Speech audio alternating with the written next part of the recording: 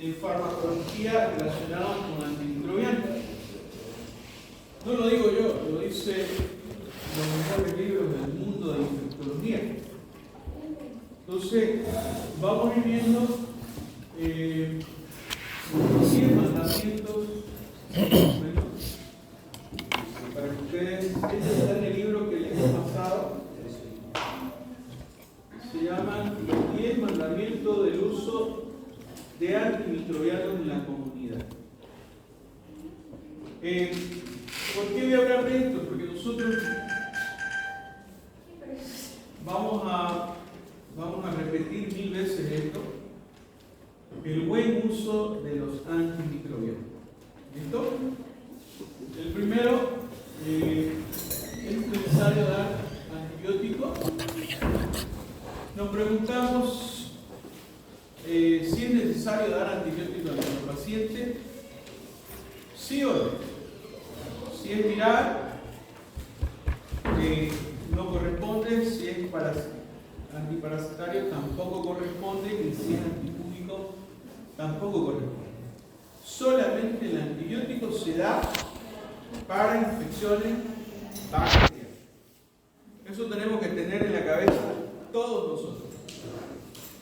Yo les voy a decir lo que en la experiencia, cuando uno se topa con personas que sí o sí quieren que les den antibióticos, ¿no? Y tenemos que aprender a educar a nuestros pacientes. Uno, seleccionar el fármaco adecuado para dar en el blanco es mejor que disparar a ciega.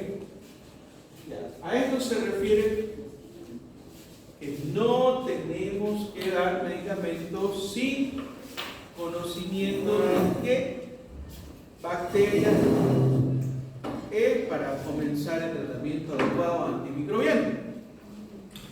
Pero aquí nos vamos, me dice, no siempre hay que dar antibiótico a ciega, pero normalmente no damos a ciega.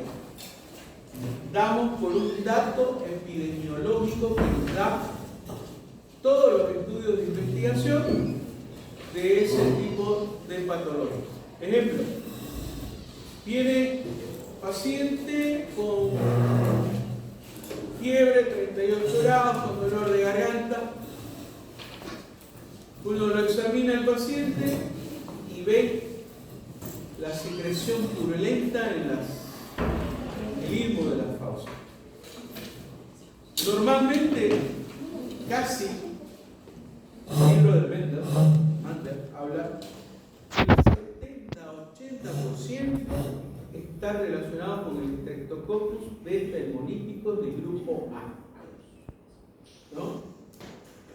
Aún nos dice ahí, hay que hacer diagnóstico diferencial. Totalmente de acuerdo. Porque se puede confundir con varias y los antecedentes también. Con un antecedente que tenga, por ejemplo, he visto yo, gonococo, por ejemplo.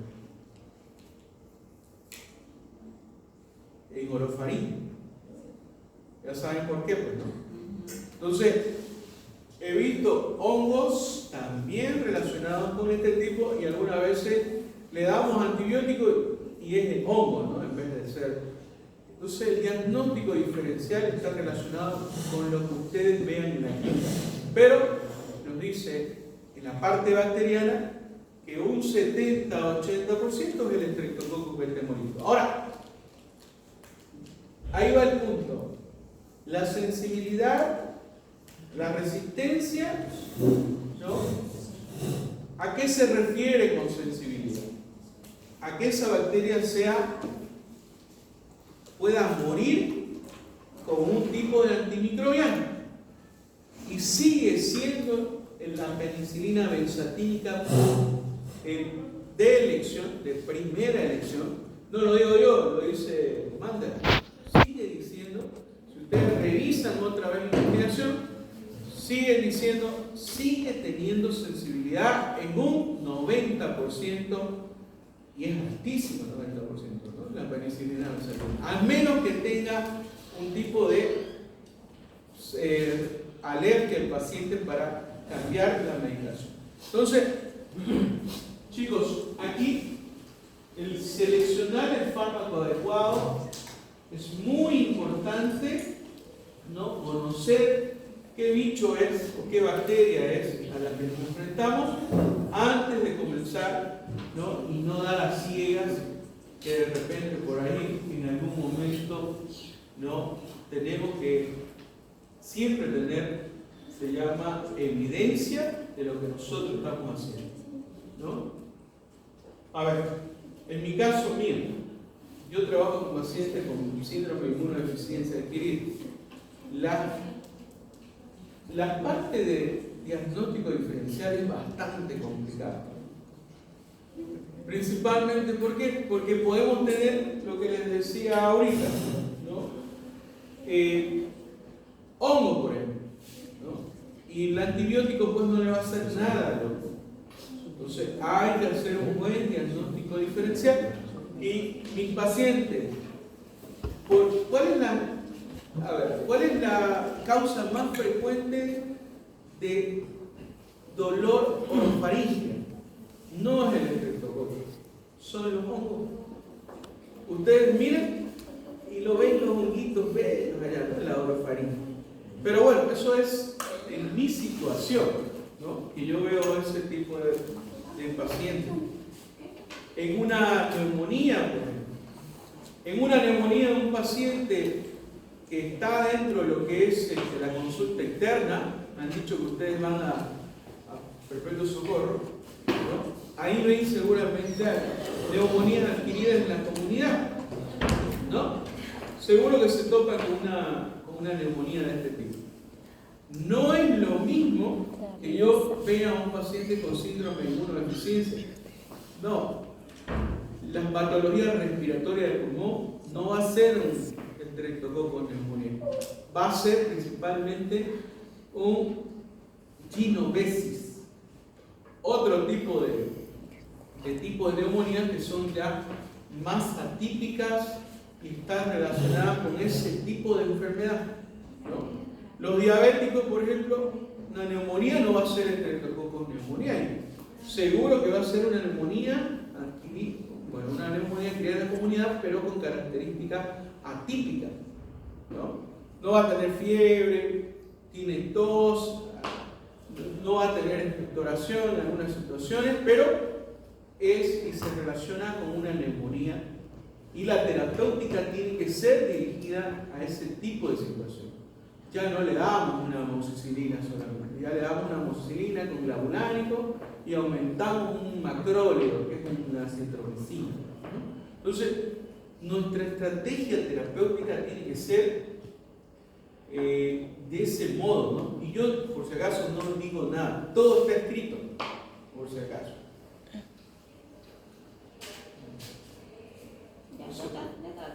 ¿Ya está? ¿Sí? Ya. Entonces, considerar los parámetros farmacocinéticos y farmacodinámicos al seleccionar el antibiótico, administrado por el lapso mínimo en que se haya demostrado la eficacia clínica. Vamos a ver cómo podemos identificar la eficacia clínica. ¿Cómo ustedes pueden decir mi paciente tiene una buena evolución? ¿No? ¿Qué es el caso? ¿Cómo puedo decir que mi paciente tiene una buena evolución? ¿Qué es lo que marca la diferencia y qué esperamos del antibiótico y cuándo el antibiótico va a tener su máximo esplendor o efecto, ¿no? Esa situación también está relacionada con la clínica, por eso es muy importante que ustedes tengan práctica, ¿no? La práctica de ir y conocer y mirar a este tipo de pacientes. La farmacocinética, la absorción, la distribución, el metabolismo, la eliminación de la molécula, es re importante conocerla, ¿no? Vamos a tener pacientes que tienen insuficiencia renal, por ejemplo, y vamos a tener que tener una estrategia diferente en la terapéutica, utilizando antimicrobianos que no tengan eliminación, por ejemplo, renal. O vemos también la parte de la hemodiálisis. Tenemos hartos pacientes hemodializados, chicos. Y uno dice, ¿cómo atiendo a estos pacientes? Y me preguntan a mí, algunos chicos, yo con mucho gusto investigo ese rato, porque el que lo sabe todo es mentira, ¿no? Tengo conocimiento, sé, y hasta ahí nomás, pero en la práctica les ayudo a los que me piden ayuda, en esa parte yo les doy con mucho gusto. Ya están, por supuesto, ya son médicos, ¿no? Algunos, y me dicen, doctor, ¿será que le puedo dar este medicamento? Con este medicamento el paciente tiene esta patología de base. Eso se relaciona con una investigación del fármaco en la farmacocinética, ¿no? Y en la farmacodinamia principalmente está relacionada con el mecanismo de acción. Otra vez volvemos a lo que es farmacocinética, farmacodinamia, y vemos la importancia del primer test, ¿no? Vamos a ver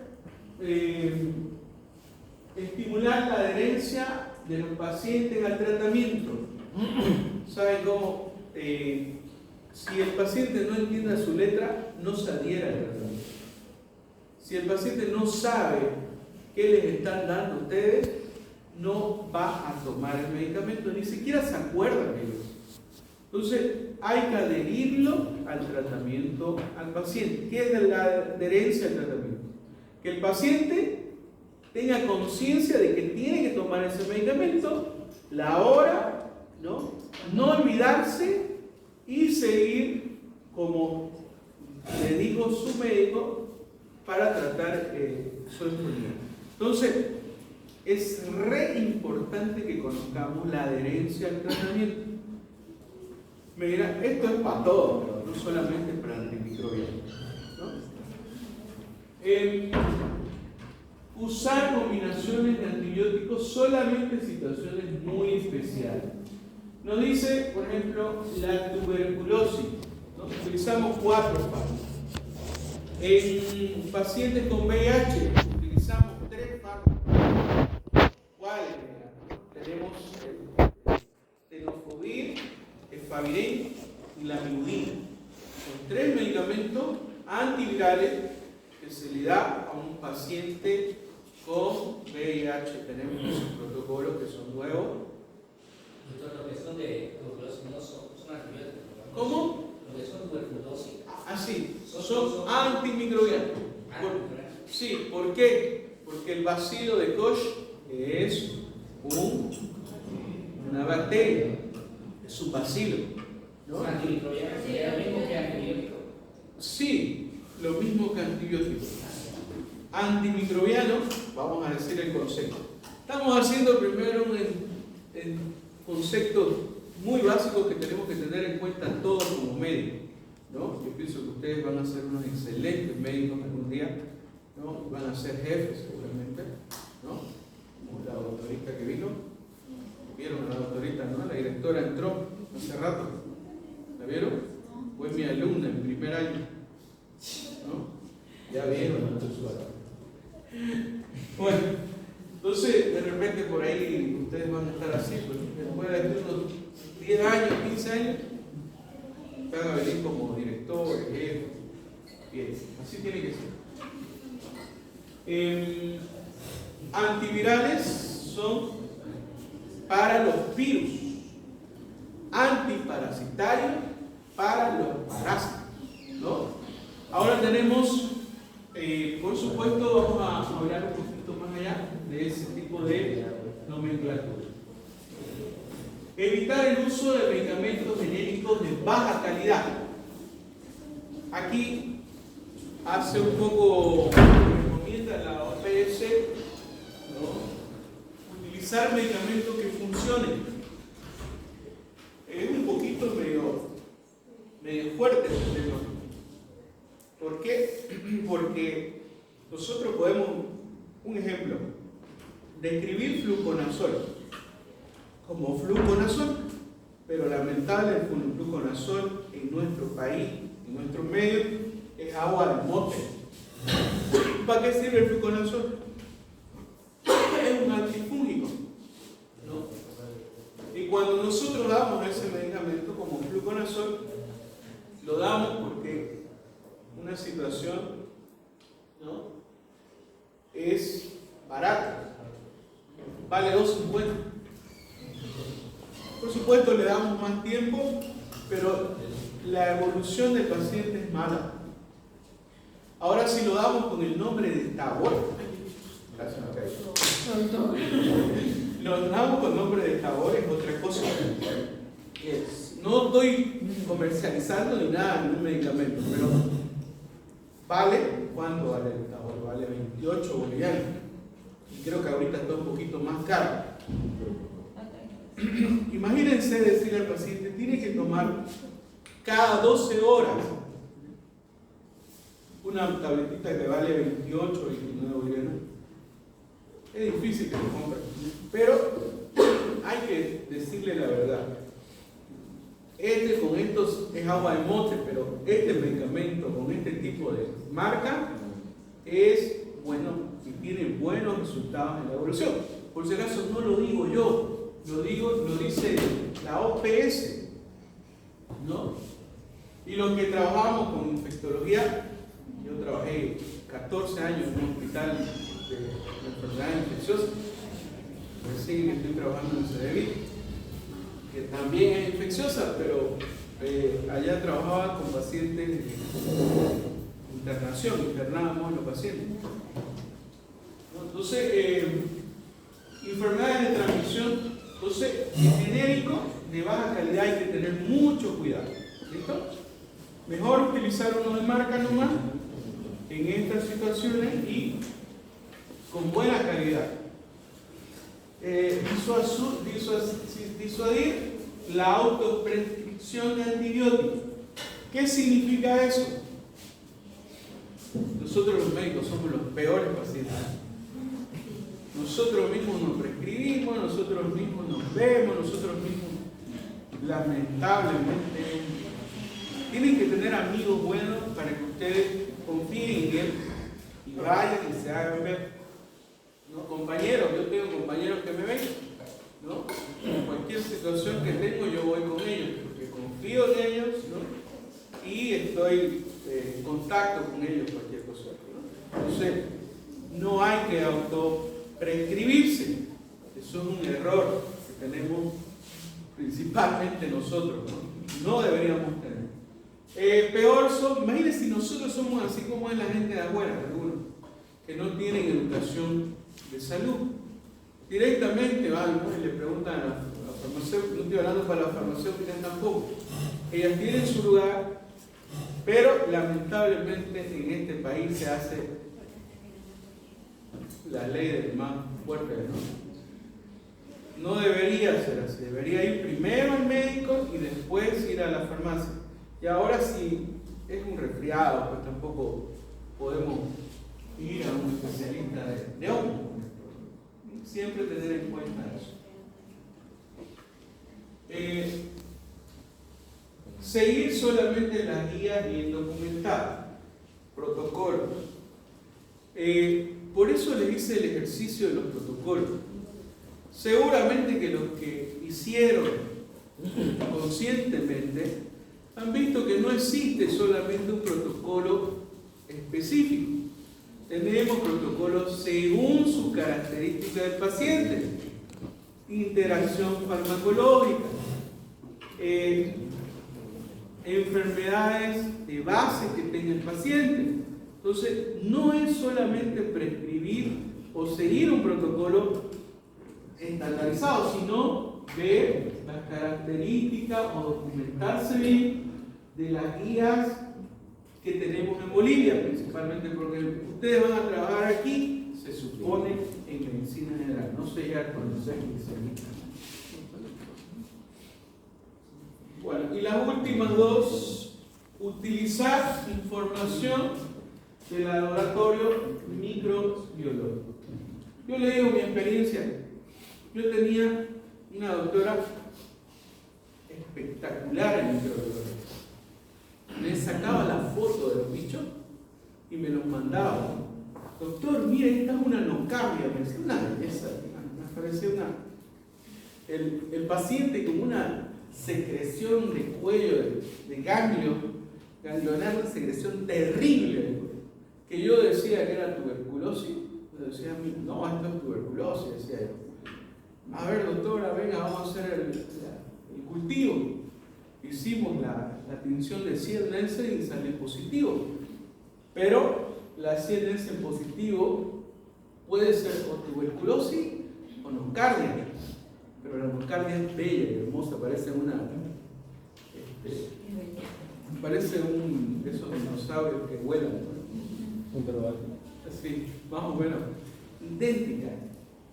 Pero bueno, la interacción con la microbióloga era pero muy buena. Ustedes tienen que tener esa relación igual con el microbiólogo o microbióloga, ¿no? Siempre estar al ladito de la mano con él.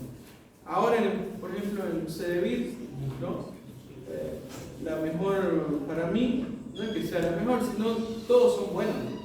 Pero la más que tengo más confianza, por ejemplo, es la doctora Claudia. Es la microbióloga que me hace de todas las situaciones de investigación de mi paciente. Entonces, recetar antibióticos empírica e inteligentemente, con conocimiento de sensibilidad local y datos de vigilancia a resistencia. Esto quiere decir lo que decíamos anteriormente, ¿no? Solamente dar si conocemos, ¿no?, la epidemiología, si conocemos qué bacteria tenemos más frecuente en esa zona.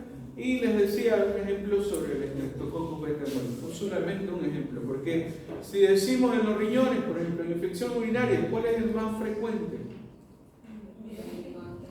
¿Ah? La Escherichia coli.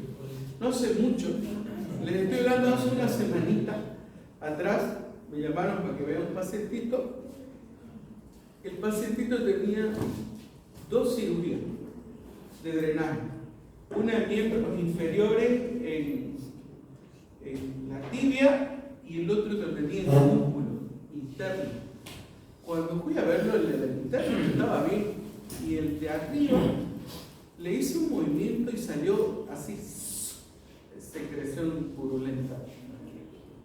Y hice una curación rápida ese rato, una curación rápida, ¿no?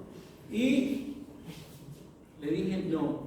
Esto no estaban tratando con cefalosporina de primera generación. Un tipo de ese tipo de secreción, mínimo 2 antibióticos, ¿no? Para gram negativos, porque el olor ya iba un gram negativo. Y cuando le hicieron el cultivo, lo derivé a un hospital donde hicieron el cultivo y bueno, la infectóloga sacó Escherichia coli en esa zona. ¿Por qué Escherichia coli en esta zona? ¿Ah?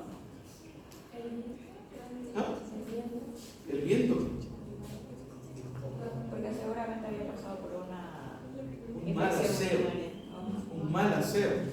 Entonces se reinfectó. O sea, ya no era un gran positivo. O sea, las cefalosporinas primeras le dan a la Escherichia coli, ¿no? Pero normalmente las Escherichia coli son ya resistentes a esta cefalosporina de primera, ¿no? Salió resistente a todo, menos al ertapenem. Sale al ertapenem, se comienza el tratamiento, se hace un drenaje leutemiano. Cuando hay plata, pues se puede hacer todo, ¿no? Hicieron un drenaje de backup, un drenaje de espectacular, ¿no? Un drenaje que ya no se hace la curación, solamente va llenándose ese como un acordeón, ¿no? Bueno, pero un tratamiento buenísimo, el paciente está feliz y contento, ¿no? Que cada rato me llama y me agradece, pero bueno, son cositas que uno le da la experiencia, bueno, tantos años en eso. Bueno, entonces, eso no más serio. Vamos a ir a lo que preguntaba su compañero.